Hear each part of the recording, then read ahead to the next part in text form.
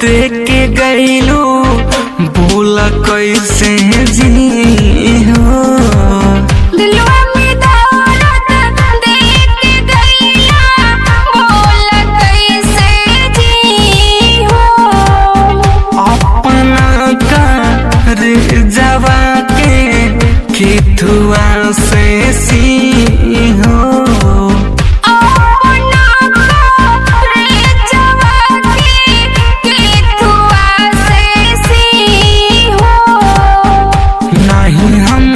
भुलाई नहीं तुमसे भुलाई नहीं हमसे भुलाई नहीं तुमसे भुलाई जान जियते नुआ गईलू हो।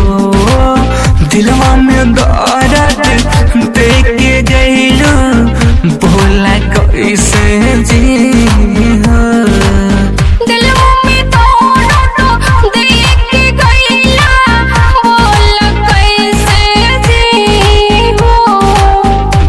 में दर्द देख के गईलू बोला कैसे जी हो।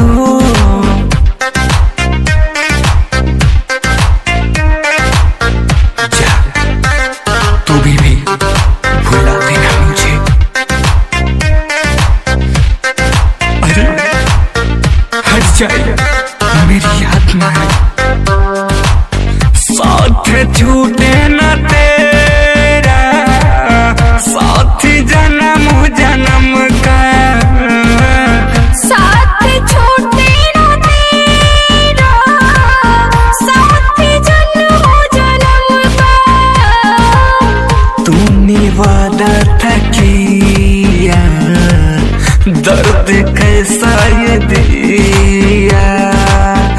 जाऊं मैं अब कहाँ ढूंढूं किस गली में।